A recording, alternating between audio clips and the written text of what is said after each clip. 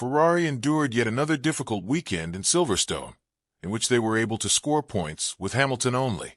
The dissatisfaction of Leclerc and Lewis was heard throughout the entire race, as some of the calls from the pit wall were borderline questionable. But with the anger of the Ferrari drivers being displayed publicly again, will the Maranello-based squad do something about it? And if so, is it time to focus on 2026 already? Ferrari once again showed why a total rebuild is needed in their internal rows, starting with the strategy team. Before the race started, a gamble was taken by Charles Leclerc, who believed that the track was dry enough for slick tires, something that didn't pay off. After the first lap of the race, the Monegasque confirmed that the track was still too wet for slicks. Lando Norris was told that George Russell, who was poised to start at P4, also took the risk and ended up being way too slow compared to the front-running pack. There was a safety car period shortly after, and Leclerc decided to abandon the brave risk and pit for intermediate tires.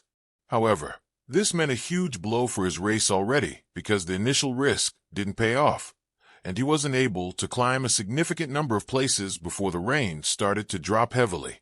Talking to his race engineer regarding the car's balance, Leclerc said, "The rear is hotter than the front. We need to work on this. Maybe we can talk at the end of the race. I'm receiving conflicting information, and the brake balance keeps shifting. I have no idea where the brakes are right now." As Leclerc entered the last 10 laps of the race, it was obvious that his last chance to score points in Silverstone would be during the switch from intermediates to slicks. The first move was pulled by Alonso, and Leclerc was asked whether he preferred a used medium or used hard compound tire. His response hinted that the team should mount the yellow-striped medium tire. But at the end of this saga, Ferrari mounted the soft tire. Yet another example of how everything can go wrong due to lack of communication.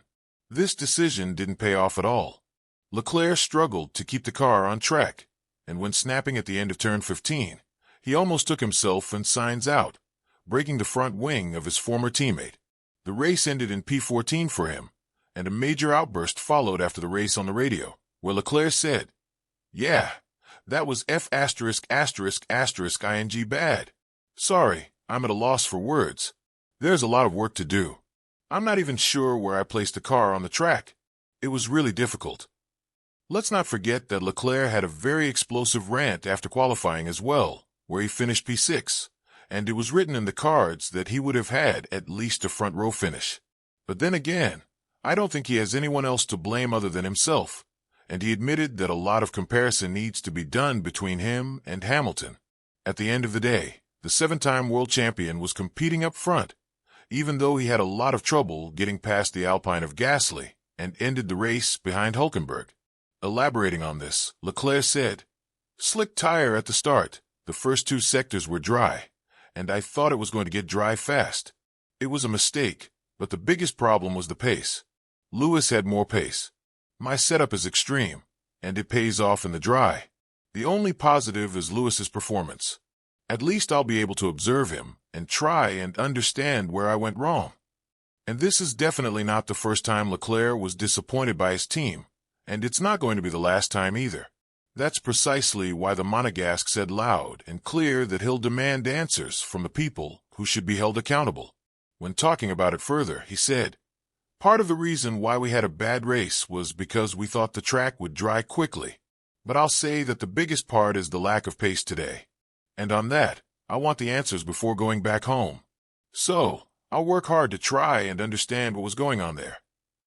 On the other side of the garage, things weren't looking that positive for Hamilton either. The 7-time world champion had a lot of trouble understanding the first call from Ferrari to pit him at the exact time they did, which ended up costing him 4 positions on the grid. Running in P4, Hamilton exited the first pit stop at P8. According to Vasseur, the primary reason for that was the GPS of Hamilton's car being lost. Needless to say, Hamilton was very disappointed with this, especially considering the fact that he didn't feel comfortable with the car at all. Elaborating on this to his race engineer during the changing conditions, Hamilton said, "The car is so hard to drive, mate. It's snappy like crazy." And that first pit stop call is what cost Hamilton a lot, further ending his streak of finishing on the podium at Silverstone in every race since 2014. The Brit was not happy with the calls from his team. Addressing the controversial strategy moves, Hamilton didn't mince words. He said, "Not all the calls were good ones. I think the first one wasn't a good call, clearly, because we got undercut by a bunch of people. So, I'm not really sure what exactly happened there. We'll have to go back and see what happened, but I was P4 and I came out P8. So that's not good. Then I chose to come in close to the right time, but it was super tricky when I got back out and lost a ton of time.